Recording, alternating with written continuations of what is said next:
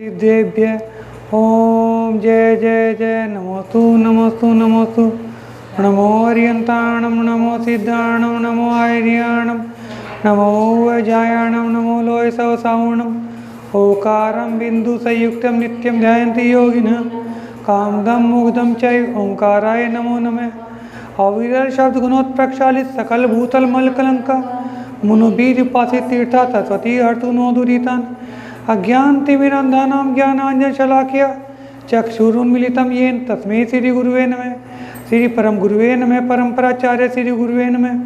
सकल कलुष विध्वंसकं शेषां परिवर्धकं धर्म संबंधकं भव्य जीवने प्रतिबोधकारकमिदं शास्त्रं श्री पांडव पुराणानां ध्येयम् अस्य मूल ग्रंथकर्तारः श्री सर्वज्ञ देवा तदुत्तर ग्रंथकर्तारः श्री गंधर्व देवा प्रतिगंधर्व देवा तेषाम् अनुद्युतार माध्यम श्री शुभचंद आचार्येण विरचितं सर्वे सर्वतार्य सावधानतया शरणन्तु मंगलम भगवान वीरो मंगलम गौतमो गणी मंगलम कौन कौनात्यो जैन धर्मोस्तु मंगलम सर्वमंगल मांगल्यम सर्वकल्याणकारकम प्रधानम सर्वधर्माणां जैनम जयतु शासनम जैनम जयतु शासनम जैनम जयतु शासनम।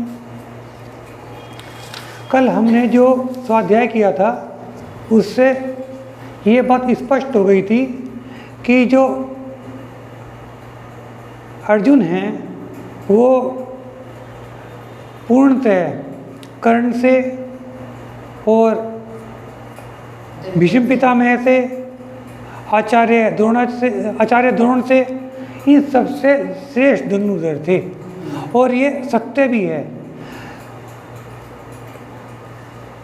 अर्जुन तद्भव मोक्षगामी थे और तद्भव मोक्षगामी का पुण्य इतना अच्छा होता है, इतने उनके विशुद्ध परिणाम होते हैं क्योंकि उन्हें उसी भव से मोक्ष जाना है, तो वे सर्वश्रेष्ठ यदि धनुर्धर हों तो इसमें कोई भी आश्चर्य की बात नहीं है। ये स्पष्ट है कि वे सर्वश्रेष्ठ थे, महान पुण्य आत्मा थे, उसी भव से मोक्ष जाने वाले थे। इसके बाद कर्ण द्रोण भीम गांगे आदि ने कौरवों और पांडवों की परस्पर में क्षमा करवाई और हृदय का मैल दूर करवाया है। ये ठीक ही है, सज्जनों का समागम शुभ कृत्यों के लिए ही होता है। अंत में दुर्योधन ने कहा कि लाख के महल में मैंने आग नहीं लगाई और इस विषय में मैं श्री जिनेन्द्र की साक्षी देता हूँ। मैं तो यही कहता हूँ कि जिस दुष्ट ने महल में आग लगाई है वह जंतु पीड़क पुरुष घोर तिघोर नरक में पड़े, परंतु ये अच्छा हुआ कि आप लोगों का समागम फिर हो गया और इससे हम लोगों का अपवाद दूर हो गया, नहीं तो हम लोग झूठ बोला है, हमें ही कलंक लगा रहे थे कि इन्होंने पांडवों को जला दिया है। यह सच है कि पहले जन्म में किए हुए कर्म को कोई नहीं रोक सकता, फिर उसमें उसे जीवों की कीर्ति हो या अपयश हो, उसे कहना यह है कि मेरे जो ये अपयश हुआ है ये इस तरह का बहाना करके कौरवों ने अपना दोष छुपाकर मीठापन दिखाया। सच है दुष्टों की दुष्टता घट नहीं सकती। इस प्रकार कौरवों ने सभी राजाओं के हृदय में जैसा बना संतोष करा दिया। इसके बाद कुम्हार के घर जाकर भक्तिभाव से नम्र राजागण ने कुल की मर्यादा पालने वाली कुंती को बड़े विनय से नमस्कार किया। इसी प्रकार दुर्योधन आदि भी कुंती को मस्तक झुकाकर नमस्कार कर उन्हें संतोषित कर स्थिर चित्त से उनके आगे बैठ गए। तब कुंती ने दुर्योधन से कहा कि भाई धृतराष्ट्र के इस महान वंश में तुमने न जाने क्यों कलीमा लगाई? दुर्योधन तुमने यह क्या किया जो अपने वंश को भी जलाने का यत्न कर वंश के नाश की चेष्टा की? देखो जो अपने कुटुंब का नाश कर उत्तम सुख चाहते हैं वे वैसे ही कुमोत मरते हैं जैसे कि आग से हरे बांस जलकर खाक हो जाते हैं। यह तो राज्य भी तभी तक सुख देता है जब तक कि इसकी हृदय में चाह रहे। जब हृदय से इनकी चाह रहे निकल जाती है तब यही संताप और दुख देने वाला हो जाता है, बड़े बड़े अनर्थ का कारण हो जाता है, क्योंकि यह राज्य वास्तव में तृण के अग्रभाग में लगी ओस के बूंद के समान ही नष्ट होने वाला है। फिर न जाने इसको चाहने वाले लोग अपने वंश के लोगों को भी मारकर इसे चाहते हैं। ऐसे स्वार्थियों के जीवन को धिक्कार है। एक बार नहीं 100 बार धिक्कार है, किंतु असंख्य बार अनंत बार धिक्कार है। यह सुनकर दुर्योधन आदि का मुंह काला पड़ गया और लज्जा के मारे वे सिर नीचा करके मस्तक करके रह गए। इसके बाद जब द्रुपद को यह जान पड़ा कि ये वेशधारी ब्राह्मण पांडव हैं, तब उसकी खुशी का उसे बहुत खुशी हुई और वह अति शीघ्र द्रौपदी का विवाह करने को तैयार हो गया। उसने पांडवों को भी एक सुंदर महल में ठहराया। इसके बाद मतलब और ज़्यादा खुशी हुई, वो कहना चाह रहे हैं।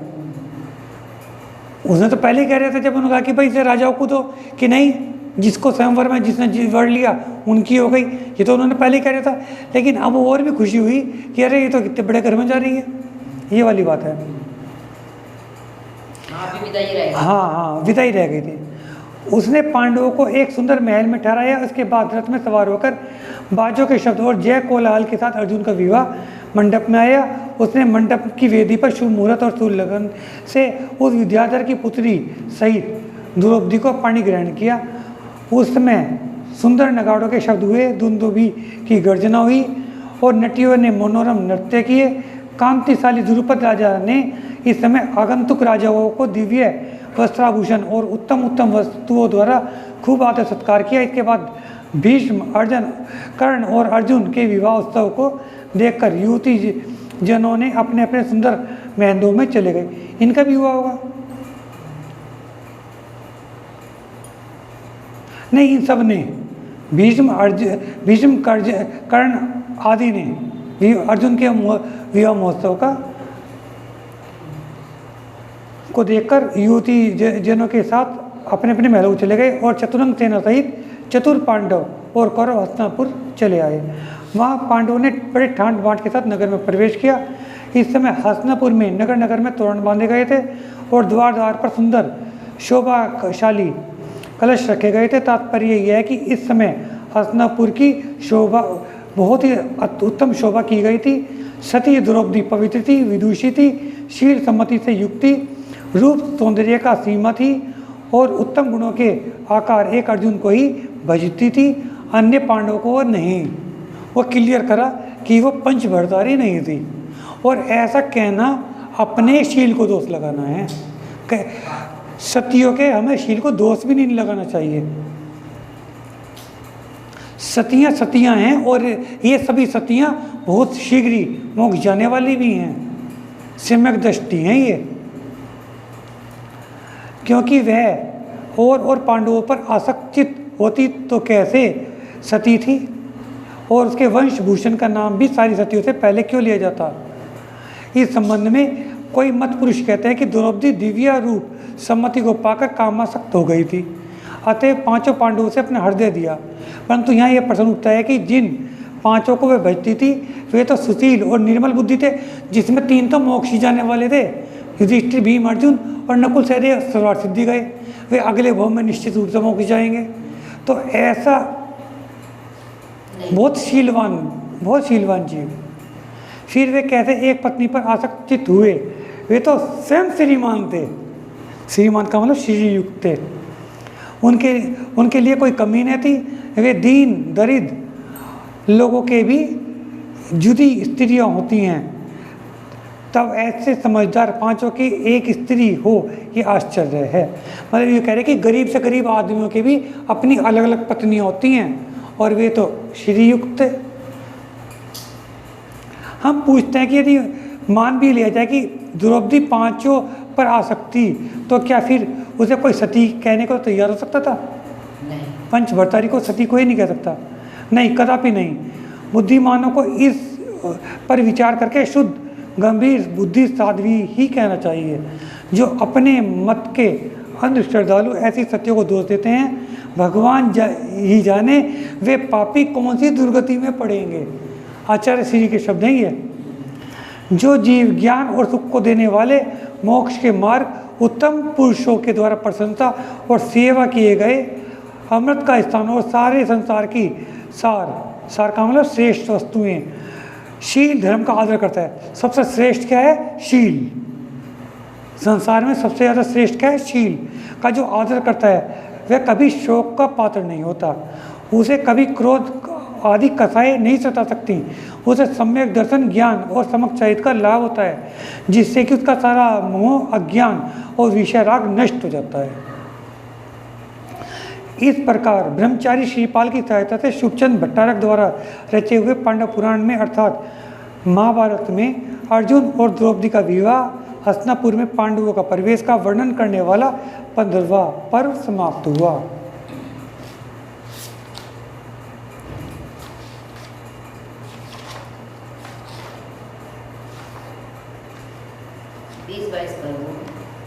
मैं ये देखना चाह रहा कि पर्व कुल कितने हैं। 25 पर्व हैं, 15 समाप्त हो गए, 10 हो रहे हैं ना। मैं उन श्री श्रीरामनाथ भगवान का आश्रय लेता हूँ जो कल्याण में हैं, जिन्होंने घाती कर्म को आत्मा से हटा दिया है। अतः उन्हें जिन कहते हैं, यानी कि अनंत अवस्था में जो बाह्य और अभ्यंतर लक्ष्मी से युक्त हैं, आश्रितों के श्रेय के दाता हैं और उन्नत हैं, वे प्रभु मुझे भी कल्याण के मार्ग पर लगाएं। इसके बाद पांडव और कौरव सारे राज्यों को आधा आधा बांटकर एक दूसरे के साथ स्नेह रखते हुए राज्य को भोगने लगे। इसी तरह पांडव भी अपने हिस्से के 5 भाग पाकर और 5 मुख्य स्थान नियत कर अलग अलग रहने लगे। उनमें से शत्रु विजयी स्थिर चित युधिष्ठिर इंद्रप्रस्थ, जो आजकल दिल्ली है, में रहते थे। गंभीराशय भीमसेन वहीं दिल्ली के पास तिलतपुर में रहते थे, तिलपतपुर में रहते थे। नीतिपूर्ण और विचारशील अर्जुन शत्रुओं को व्यर्थ कर नीति से पृथ्वी का पालन करते हुए सुनपत, एक सोनीपत बोलते होंगे आजकल उसे, सुनपत में रहते थे। नकुल और सहदेव, नकुल अपने कुल को सफल करते हुए जलपत में निवास करते थे। प्रीति भाजन सहदेव वणिक पतपुर में रहते थे। यानी कि हाँ, सारे के सारे तो समझ में नहीं आ रहे। तात्पर्य ये है कि वे महाभाग इस तरह से अलग अलग रहकर अपने अधिकार के अनुसार आनंद चैन से उत्तम लक्ष्मी को भोगते थे। जब सब समुचित प्रबंध हो चुका, युधिष्ठिर और भीम ने देश देश के राज्य राजपुत्री से विवाह हुआ था, वे उन सबको वहीं लेकर आ गए थे। जहाँ जहाँ रास्ते में उनका विवाह हुआ था, सबको अपनी पत्नियों को लेकर आ गए। साथ ही कौशाम्बीपुरी से विद्यासेन की पुत्री वसंत सेना को भी लिवा लाए और युधिष्ठिर ने उनसे विवाह कर लिया। भीमसेन आदि युधिष्ठिर की आज्ञा के अनुसार पृथ्वी को पालन करते हुए सदा उत्तम सुख को भोगते हुए उनकी सेवा के लिए तैयार रहते थे। उन्हें धन धान्य सोने चांदी आदि जंगम विभूति से अधिक कुछ प्रयोजन नहीं था, किंतु ये सदा ही अपनी सेना में बढ़ती प्रयोजन का मतलब वास्ता, उनसे कोई मतलब न रखना, उन्हें उनसे कोई वास्ता नहीं था, किंतु वे सदा ही अपनी सेना की बढ़ती हुई दत्तचित्त रहते थे। तात्पर्य यह है कि इनका अपनी सेना को बढ़ाने में पूरा प्रयत्न था, शक्ति बढ़ाते थे और उनके हृदय बिल्कुल स्पष्ट थे और यही कारण था कि उनके चेहरे सदा ही कमल के जैसे खिले रहते थे। वे अपने मन की स्वस्थता से सभी कामों को सफल करते थे। इन लोगों के राज्य का बिल्कुल गर्व नहीं था। ये सरल भाव से सदा ही गंगा के जल जैसे स्वच्छ भीष्म पितामह की भक्ति भाव से सेवा उपासना करते थे, इसलिए पितामह भी इन पर पूर्ण स्नेह रखते थे।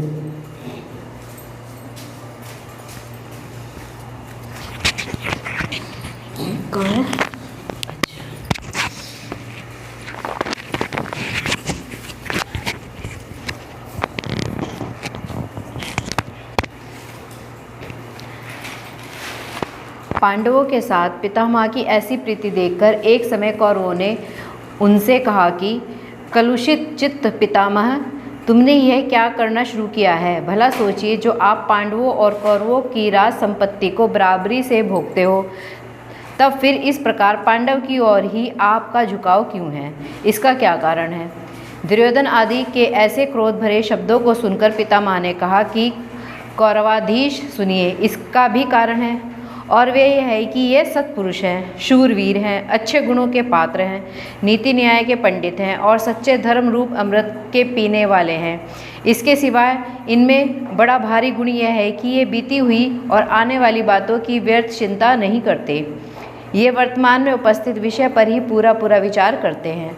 बस इसी से ये मुझे अतीव प्यारे हैं। एक समय कृष्ण ने प्रेम के वश हो अर्जुन को क्रीड़ा के लिए गिरनार पर्वत पर बुलाया। विशाल गिरनार पर्वत मनुष्य की तुलना करता था। मनुष्य के वंश होता है, उसमें वंश बांस थे। मनुष्य के पाँव होते हैं, उसके किनारे की भूमि ही पाँव थे।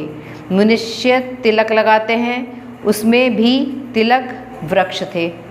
वह बड़ा भारी उन्नत था और उसमें नाना जाति के जीव जंतु रहते थे। कुछ समय में इधर से तो कृष्ण गिरनार पहुँचे और उधर से क्रीड़ा में दत्तचित्त अर्जुन भी वहाँ पहुँच गया। उन दोनों ने प्रेम के साथ एक दूसरे का आलिंगन किया और वे महामना आनंद चैन से गिरनार पर क्रीड़ा करने लगे। क्रीड़ा करते हुए वे दोनों स्नेही ऐसे जान पड़ते थे मानो इंद्र और प्रत्येंद्र ही क्रीड़ा करते हैं। उनकी क्रीड़ा विलक्षण ही थी। वे कभी वन में दौड़ते फिरते थे, कभी पानी में डूबते निकलते थे, कभी एक दूसरे पर वे केसर मिले हुए चंदन की पिचकारी भरकर छोड़ते थे, कभी दौड़ते दौड़ते गिरनार पर चढ़ जाते और पीछे पांव लौट आते थे, कभी देवांगनाओं के जैसी नृत्यकारिणियों के नृत्यों और गीतों द्वारा मनोविनोद करते थे और कभी गेंद खेलते थे। तात्पर्य यह है कि इस तरह से उन दोनों ने स्नेह के साथ गिरनार पर खूब क्रीड़ा विरोध किया और दिल को बहलाया। इसके बाद कृष्ण के साथ साथ अर्जुन भी द्वारिका में आया। वह उसमें प्रवेश करता हुआ अतुल विभूति के धारक इंद्र के जैसा शोभता था। अर्जुन मनोविनोद पूर्वक काल बिताता हुआ कृष्ण के साथ द्वारिका में बहुत दिनों तक रहा। उसके साथ अन्य राजा भी सुख पूर्वक अपने समय को बिताते हुए वहीं रहे। इन राजाओं के साथ पूरी राज विभूति थी। हाथी घोड़े आदि की पूरी सेना थी। एक समय महत्वशाली अर्जुन ने स्वच्छ मना और भद्र विचारों वाली सुभद्रा को जाते हुए देखकर सोचा कि रूप सौंदर्य से इंद्राणी को भी जीतने वाली ये सुंदरी कौन है। यह अपने रण क्षण शब्द करते हुए नुपुरों के शब्द से देवांगनाओं को जीतती है और कटाक्ष निक्षेप से उस काम को भी जीवित कर देती है जिससे पहले ध्यान रूपी अग्नि के द्वारा योनिजन जला चुके हैं। नहीं जान पड़ता यह रूप सौंदर्य की सीमा कौन है, रति है या लक्ष्मी, पद्मावती है या रोहिणी या सूरज की प्रिया है। जो हो, यदि यह मृगनयनी और सुख चंद्र से अंधेरे को दूर करने वाली अंदिग्ध सुंदरी मुझे मिले, मेरी प्रिया बने, तभी मैं अपना सौभाग्य समझूंगा और तभी मुझे सुख मिलेगा। इसके बिना मेरा जन्म ही व्यर्थ है। अतः किसी न किसी उपाय से मैं इसे अपनी प्राण बल्लभा बनाऊंगा। मनी मन ये सोचकर उस मनस्वी ने कृष्ण से पूछा कि महाराज, साक्षात लक्ष्मी जैसी और उत्तम लक्षणों वाली यह किस महाभाग की पुत्री है। उत्तर में कृष्ण ने कुछ मुस्कुराकर कहा कि धनंजय, क्या तुम इसे सचमुच ही नहीं जानते? ये अतीव रूप है। अच्छा, श्री कृष्ण जी की बहन। उत्तर में कृष्ण ने मुस्कुराकर, धनंजय, क्या तुम इसे सचमुच नहीं जानते? ये अतीव रूप सौंदर्य शालिनी मेरी सुभद्रा बहन है। यह सुन पार्थ ने हंसकर उत्तर दिया कि तब तो यह गजगामिनी मेरे मामा की पुत्री है और मेरे संबंध के योग्य है। इस पर कृष्ण ने कहा कि अच्छी बात है धनंजय, तुम्हारी इस राय से मैं खुश हूँ और इसके साथ तुम्हारा संबंध स्थिर करता हूँ। तुम इसे स्वीकार करो। यह सुनकर अर्जुन कृष्ण के मुख कमल की ओर देखने लगा। तब कृष्ण ने अर्जुन का अभिप्राय जानकर उसके लिए वायु के वेग जैसे शीघ्रगामी घोड़े वाला एक सुंदर रथ मंगवा दिया, जिसे पाकर अर्जुन प्रसन्न हुआ। इसके बाद वह सुभद्रा को परस्पर प्रेमालाप द्वारा अपने पर मोहित कर रथ में बैठा। वायु के वेग से भी जल्दी चलने वाले घोड़ों के द्वारा वायु के वेग की तरह अति शीघ्र ही वहाँ से चल दिया। उधर जब यादवों ने सुभद्रा के हरे जाने की बात सुनी, तब वे बड़े क्रोध हुए और कवच वगैरह पहन कर धनुष बाण ले उसी वक्त दौड़ पड़े। लेकिन कवच पहनकर हाथ में मुदगर लेकर घोड़े, कोई भाला और कोई चमकती हुई तलवार लेकर भागे, कोई रथों में सवार होकर और कोई पैदल ही शक्ति हाथ में लेकर चले, कोई आकाश तल के तरंगों की तरह उछलते कूदते घोड़ों पर सवार होकर चले और कोई यह कहते हुए चले कि घोड़े आदि सवारियों की ज़रूरत ही क्या है, आखिर काम तो तलवारों से ही चलेगा। अतः वह कवच वगैरह बिना पहने ही हाथ में तलवार लिए हुए भागे। कुछ वीरगण अर्जुन की इस धोखेबाजी पर बड़े क्रोधित होकर कहने लगे कि यादवों की कन्या को हर ले जाकर यह दुर्जन अर्जुन छिप करके जाएगा ही कहाँ, हम लोगों के मारे पानी के डूबने पर भी तो नहीं बचेगा। इस प्रकार समुद्र के जैसे गंभीर और चतुरंग सेना रूप तरंगों से तरंगित समुद्र विजय अपने बंधु वर्ग को साथ लेकर चला और घोड़ों के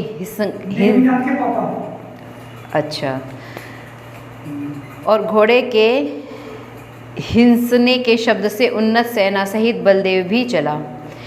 इनके साथ ही पराक्रमी नारायण धनुष बाण लेकर पांचजन्य शंख का नाद मंद शब्द करता हुआ कुछ सेना को साथ ले सिंह की तरह बढ़ा। श्री कृष्ण जी खुद इसी प्रकार भूरी विभूति वाले लोकोत्तम तेजस्वी और निर्भीक राजा भी उनके साथ रवाना हुए। इसके बाद नारायण इधर उधर कुछ घूमकर सेना सहित द्वारिका वापस आ गया और बलदेव आदि को बुलाकर उसने कहा कि दादा, बात यह है कि अब ज़्यादा झगड़ा बढ़ाने से कुछ लाभ नहीं, अब वो बात संभालने में लग गए। अतः अच्छा यही है कि सुलक्षणा होने पर भी हरे जाने के दोष से दूषित हुई बहन सुभद्रा पार्थ को ही दे दीजिए, और अर्जुन अपना भनेज ही है, तब उसके लिए ये सर्वथा योग्य है। अतः सोचकर उसे अर्जुन के लिए अपने हाथ से ही देना योग्य है, क्योंकि अर्जुन के साथ झगड़ा करना अव्यर्थ ही है। कृष्ण के ऐसे माया भरे शब्दों को सुनकर उन लोगों ने अर्जुन के लिए सुभद्रा देना स्वीकार कर लिया। इसके बाद कृष्ण ने अपने चतुर मंत्रियों को बुलाया और उन्हें सुभद्रा को ले आने के लिए सुनपत भेज दिया। उन्होंने वहां जाकर अति विनय के साथ अर्जुन को प्रणाम किया और अर्जुन को वचन देकर सुभद्रा के साथ वे द्वारिका वापस आ गए। इसके बाद वहां विवाह की सब तैयारी की गई और एक सुंदर विवाह मंडप निर्माण किया गया। उसमें परम उत्साह के साथ शुभ मुहूर्त शुभ लग्न में परम प्रीति के साथ अर्जुन ने सुभद्रा का पाणी ग्रहण किया। अर्जुन उसके लिए बड़ा उत्सुक हो रहा था। विवाह के समय अनेक प्रकार के बाजों के शब्द से दिशाएं शब्दमय हो रही थी। नट नटियों के मनोहारी दृश्य नृत्य हो रहे थे। दीनहीन गरीब अनाथों को खूब दान मान धन दौलत से तृप्त किया जा रहा था। इस महोत्सव में यादवों के बुलाए हुए सब पांडव भी आकर सम्मिलित हुए थे। इस प्रकार अपनी प्यारी सुभद्रा को पाकर अर्जुन सुख के साथ समय बिताने लगा। उधर भीमसेन ने लक्ष्मीपति और शेषवती का पाणी ग्रहण किया तथा नुकुल ने विजया का और सहदेव ने, जो सबसे छोटा था, सूरती का पाणी ग्रहण किया। इस प्रकार विवाहोत्सव के समाप्त हो जाने पर सब राजा जब अपनी अपनी राजधानी में चले गए, तब एक दिन पार्थ के साथ कृष्ण उपवन में क्रीड़ा करने को गया और वहाँ उन दोनों ने सफल मनोरथ होने के कारण अतीव प्रसन्नता के साथ जल कल्लोलों के खूब क्रीड़ा की। वे जल क्रीड़ा में निमग्न हो रहे थे कि इतने में उधर से आते हुए और अपने मीठे वचनों से सबको संतुष्ट करने वाले एक ब्राह्मण ने अर्जुन से कहा कि पार्थ, मुझे भोजन और उत्तम उत्तम वस्तुएं देकर संतुष्ट करो। राजन, मैं दावानल हूँ और आप कौरवों के वीर पुत्र हैं। मैं चाहता हूँ कि आप अपने समर्थ सेवकों को साथ लेकर मेरे इस वन को जलाकर नष्ट कर दीजिए। उसके इन वचनों को सुनकर उत्तर में तेजस्वी पार्थ ने कहा कि आज ना तो मेरे पास रथ है और ना ही कोई धनुर्धर है, और मेरे सब कार्यों के साधक दिव्य शर भी मेरे पास नहीं है। यह सुनकर उस द्विज ने अर्जुन को एक ऐसा रथ दिया जो वानर के लक्षण से युक्त था और शत्रु जिसको जीत नहीं सकते थे। इसके बाद फिर उस द्विज वेशधारी देव ने मुस्कुराकर अर्जुन को वहनी, वारी, भुजंग, ताक्षर्य, मेघ और वायु आदि बाण दिए। नारायण को उसने गदा और गरुण की ध्वजा से चिन्हित एक रथ दिया और नाना कार्य करने वाले बहुत से रत्न नारायण की भेंट किए। इस समय उन बाणों को पाकर पार्थ ने उस वन को जलाने के लिए एक बाण छोड़ा, जिससे भयभीत होकर वनेचर जंतुओं को जलता हुआ दावानल धीरे धीरे सारे वन को घेर कर सब ओर से वन को जलाने लगा। हिंसा हो रही इसमें भी। पापी, सांप, हाथी, सिंह और मृगों आदि को जलाती हुई वह आग की ज्वाला आकाश में बहुत ऊंचे तक जाने लगी। उसने थोड़ी ही देर में सारे वृक्ष और तृण समूह को जलाकर खाक में मिला दिया। सच है, जब भूखा यम क्रोध करता है तब देव, दानव और मनुष्य आदि किसी को भी वह नहीं छोड़ता। उसके बाद अर्जुन को एक बाण देते हुए उस द्विज ने कहा कि इस बाण के प्रभाव से जिस वस्तु को आप चाहें जला सकते हैं, और निश्चय रखें कि जिसको आप जला देंगे उसको फिर ना तो सुरेंद्र बचा सकता है और ना यम ही। इस प्रकार सारे वन में समस्त जीव जंतुओं की जलते हुए देखकर एक तक्षक नाम नाग को बड़ा भारी क्रोध आया और उसने सब देवताओं को निमंत्रित किया। उसने क्रोध में आकर सब देवताओं यह कहते हुए दौड़े आए कि महानुभाव पार्थ, ठहरिए, अब तुम हमारे क्रोध से बचकर जाओगे कहाँ? हम तुम्हें कहीं छोड़ने के नहीं। यह सुनकर उन देवों ने सारे गगन मंडल को मेघों से भर दिया। काजल के जैसे काले वे मेघ महान ध्वनि करते हुए गरजने लगे। उनको गरजते हुए देखकर अर्जुन ने बिजलियों को दिखाते हुए कृष्ण से कहा कि देखिए, मैं इस मेघमाला को एक ही बाण में अभी उड़ाए देता हूँ। मैं सुरों की इस मेघ विद्या को एक ही बाण के द्वारा अभी छेद डालता हूँ। इसके बाद वह दावानल से बोला कि हे दावानल, तुम यथेष्ट रीति से विहार करो, तुम्हें कोई नहीं रोक सकता। तुम्हारे साथ द्वेष करने वाले या तुम्हारी भक्षक इस मेघमाला को तो मैं अभी नष्ट कर देता हूँ।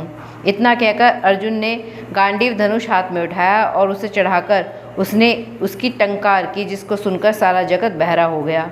और धनुष की यम के हुंकार जैसी ध्वनि को सुनकर अर्जुन को डराने के लिए देवगण बोले कि हे अर्जुन, कपट से वन को जलाकर तुम हम जैसे विक्रमशाली देवों से बचकर कहाँ रहोगे? गरुण के आगे बलवान सांप की भी क्या चलती है। इसके बाद देवों ने क्षुब्ध होकर धारासार जल की वर्षा की और थोड़ी ही देर में सारी पृथ्वी को जलमय कर दिया। उन्हें अर्जुन की वन को जला डालने की इस इच्छा को नष्ट करना था।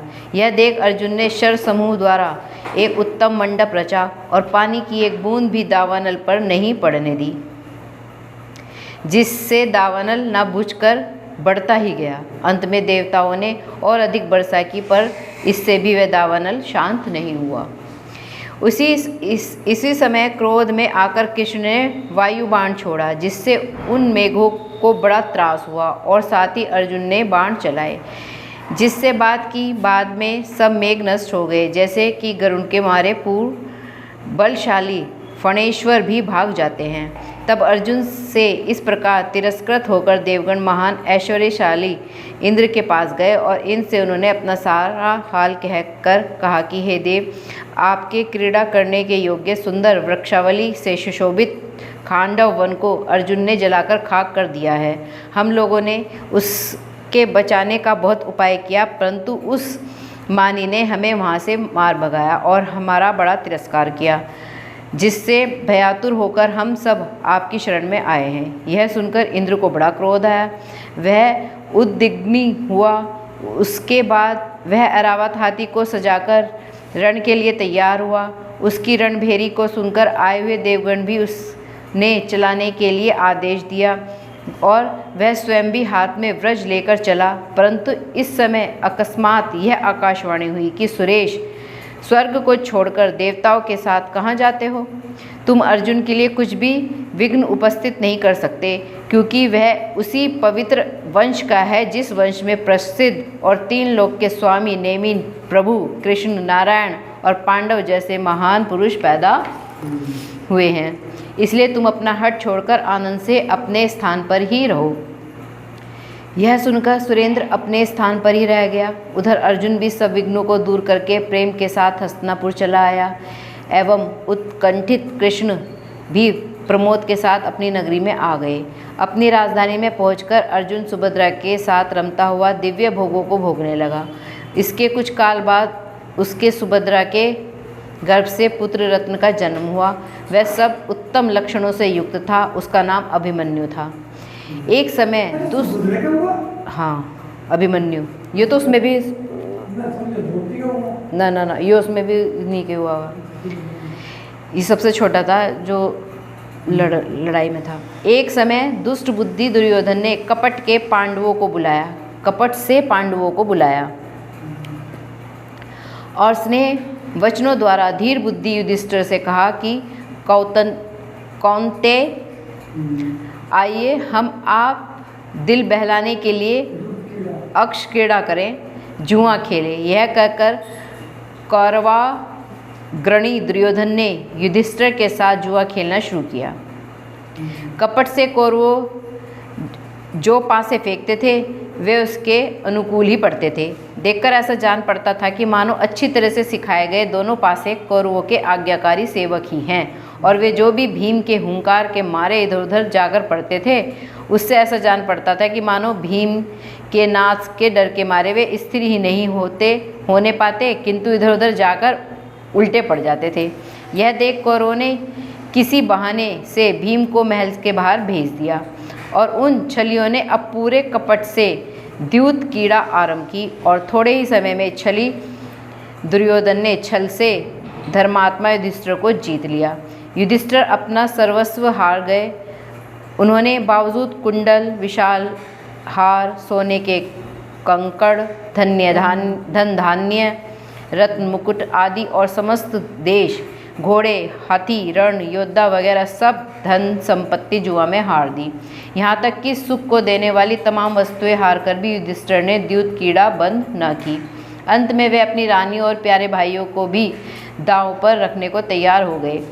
इतने में ही हुंकार करता हुआ भीम वहां आ पहुंचा और सारी संपत्ति को हारी हुई तथा बाकी को दांव पर रखी हुई देखकर उसने भयभीत हो युधिष्ठिर से कहा कि पूज्य भाई साहब, यह क्या है? तुमने सारी हानि करने वाला यह जुआ काहे को शुरू किया? क्या आपको नहीं मालूम कि इस जुआ में सारा यश नष्ट हो जाता है और सारे संसार में बदनामी होती है? इसमें पद पद पर हानि भोगनी पड़ती है। महाराज, ये द्यूत सभी अनर्थों का मूल है और इस लोक को बिगाड़ने वाला तो है ही, परंतु एक क्षण भर में जीवों के परलोक को भी बिगाड़ देता है।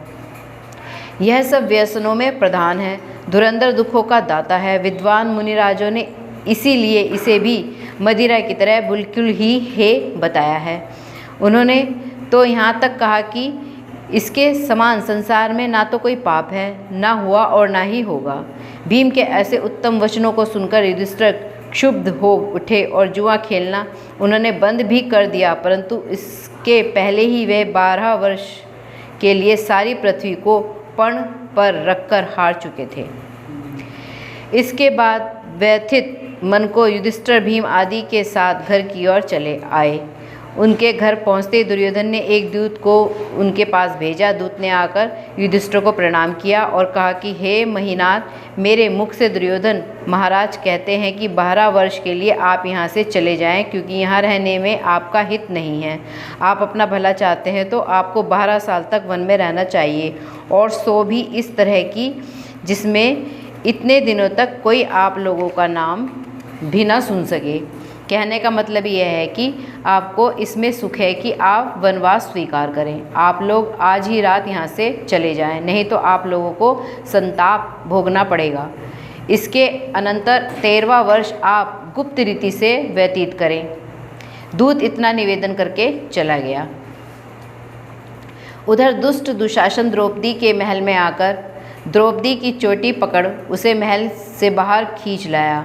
उस समय ऐसा जान पड़ता था मानो उसने कमल वन में रहने वाली महान लक्ष्मी को ही कमल वन से निकाल लिया है। यह हाल देख भीष्म पितामह ने कौरवों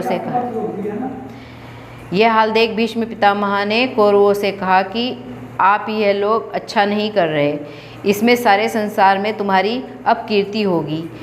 काम वह करो जिससे संसार भर में तुम्हारा यश विस्तृत हो। देखो, यह तुम्हारे भाई की स्त्री है, पवित्र है, जिसको तुमने घर से निकालकर बाहर कर दिया है। विश्वास रखो कि जो कोई अपनी भौजाई का तिरस्कार करता है उसे दुर्गति के दुख सह अनंत दुख झेलने पड़ते हैं। अपनी इस दुर्दशा से दुखी हो आंसू बहाती और रोती हुई द्रौपदी ने पांडवों के पास आकर कहा कि देखिए, जितना आप लोगों का तिरस्कार हुआ उससे भी अधिक चोटी पकड़कर खींची जाने के कारण मेरा हुआ है। हाय, जिसके आगे मेरा सिर कभी खुला ही नहीं रहा, उसी ने मेरा सिर खोलकर चोटी खींची। बतलाइए, अब मेरा बचा ही क्या? यम के जैसे दुष्ट दुशासन के आगे मैं कर ही क्या सकती थी? उसने मेरी सब इज्जत ले ली। द्रौपदी ने भीम को संबोधित करते कहा कि हाँ भीम, यह मैं जान चुकी कि मेरे इस अपमान का बदला तुम्हारे बिना कोई नहीं ले सकता। किसी में ऐसी सामर्थ्य नहीं जो इस प्रभाव को दूर करे। द्रौपदी के ऐसे तिरस्कार भरे वाक्यों को सुनकर क्रोध में आकर भीम ने युधिष्ठिर से कहा कि स्वामिन, मैं आज शत्रुओं के कुल को जड़ मूल से उखाड़े फेंके देता हूँ। द्रौपदी के इस तिरस्कार को न सह सकने के कारण पार्थ भी उठा। यह देखकर युधिष्ठिर ने कहा कि यह हम लोगों के लिए उचित नहीं है। जिस तरह वायु के वेग से क्षोभित होने पर भी समुद्र अपनी मर्यादा नहीं छोड़ता, उसी तरह ही महान पुरुष भी किसी भी अवस्था में अपनी मर्यादा को नहीं लांघते। या वाणी के ज्ञान से सूझे लोकालोक, सोवानी मस्तक नमो सदा दे तूं दूत। हे जिनवानी भारती तो हे जपू दिन रैन, जो तेरी शरणा गए सो पावे सुख चैन। जिनवानी माता की जय। जय जिनेन्द्र।